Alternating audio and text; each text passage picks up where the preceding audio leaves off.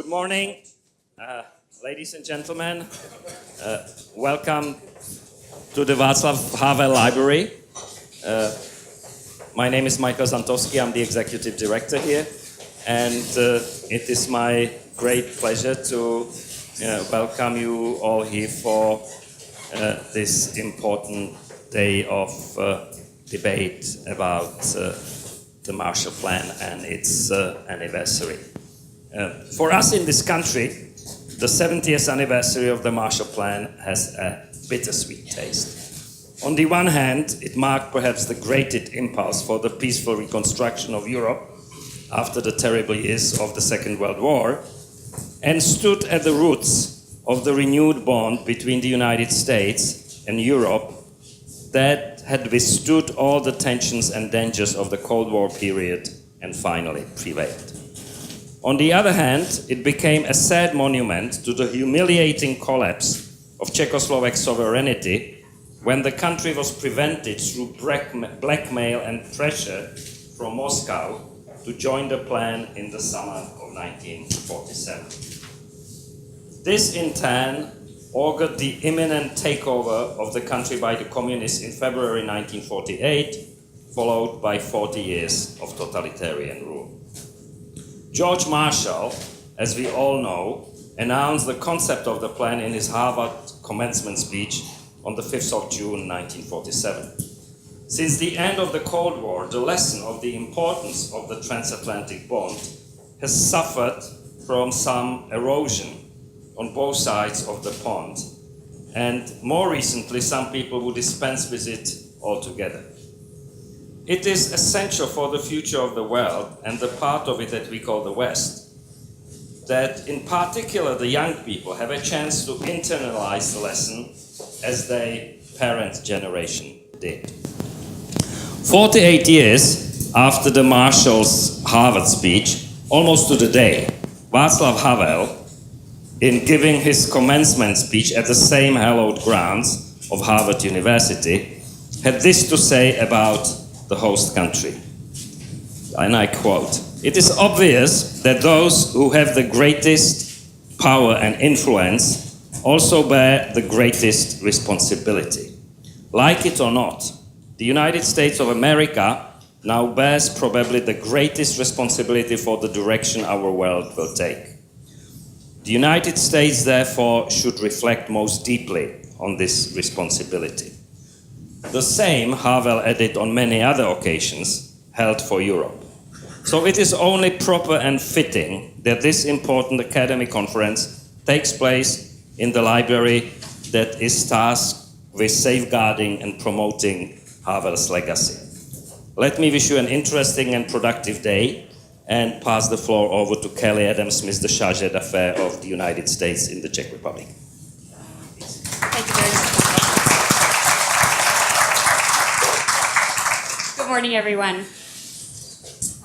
Dear guests, it's a great honor to be here representing the U.S. Embassy, and we're really happy to have taken part in this program, also through our small grants program. We're really happy to support it, and we're happy you're all here. In June 1947, George C. Marshall, he was admired as the organizer of victory and the Army Chief of Staff in World War II, delivered his commencement address at Harvard University. He was 5 months into his tenure as President Truman's Secretary of State.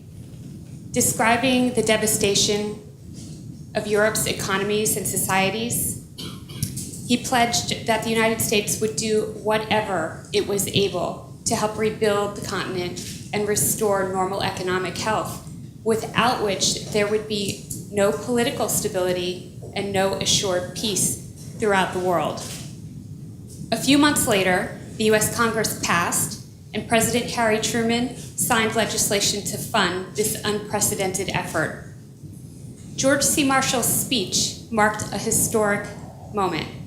As Secretary of State, what he presented was nothing short of a revolution in American foreign policy. It was also the bold beginning of a new phase in transatlantic relations, as both sides of the Atlantic grew increasingly united. In the years since the Cold War, Europe has taken inspiring strides toward building a free and democratic continent. The idea of a united Europe was amplified even more after the disintegration of the Soviet bloc, and we have watched nations from the Baltics to the Balkans complete their transition from the Soviet bloc to the European Union, and we've seen former members of the Warsaw Pact proudly sign the NATO treaty. Along with these changes, there's been a revitalization of the relationship between Europe and the United States. Instead of focusing solely on issues in Europe, we now look further afield and we have a global reach. Instead of dwelling on our differences, we've been more united in our interests and ideals, and US-Czech relations are no exception.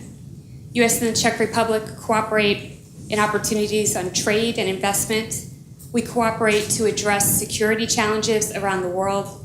We are allies side by side in NATO, and we continue to strengthen our bilateral security relationship.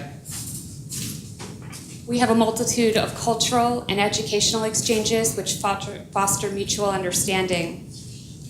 Our shared values make cooperation easier and smoother, but also contribute to improving the human condition elsewhere. Now, looking back at Marshall, his idea was very straightforward. Crises produce social dissatisfaction, and social dissatisfaction generates political instability. We must therefore be vigilant and deal with the political and strategic challenges to democratic societies. That's why our call for transparency, civil society, openness, strong institutions, and good governance is so important. Marshall's so-called technical discussion at Harvard was in fact a call to America for a permanent role in the construction of an international order and a critical step in building the transatlantic bonds that exist today. As Henry Kissinger pointed out, President Truman, together with the Secretary of State, had a comprehensive political vision to design the Marshall Plan. The complexity of the challenges that they had to face back in the 40s gives Marshall's speech new significance in reflection of today's challenges. In a moment of crisis, they both stood up, boldly outlining a vision of reconciliation and hope, calling on the West to have the courage to transcend national boundaries.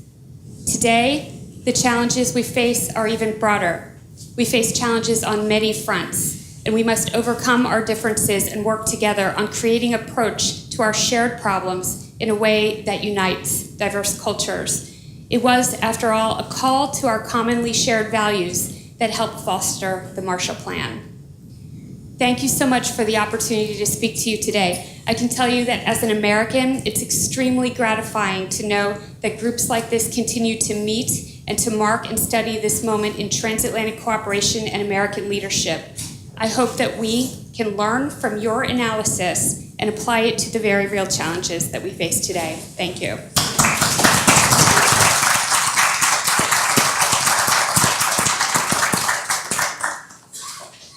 Good morning, ladies and gentlemen. My name is Zuzana Kasáková, and I'm Vice Dean for International Relations at the Faculty of Social Sciences. I'm delighted to welcome you here today at commemorating the 70th anniversary of the Marshall Plan, past and current challenges of the Transatlantic Alliance. Just before we get started, I would like to express my gratitude to the US Embassy and Václav Havel Library for their support, without which we won't be able to organize such an important event. I would like to also thank you to my colleagues who generously helped us make this event come together smoothly, namely Magdalena Fištová, Julia Chmelíková, and Kristýna Divišová.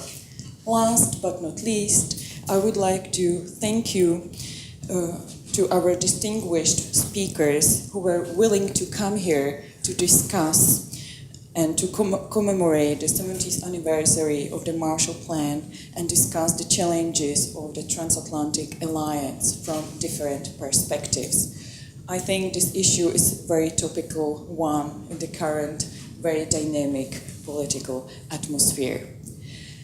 So thank you very much for coming, all of you, and hope that we will have very vivid and inspired discussion afterwards.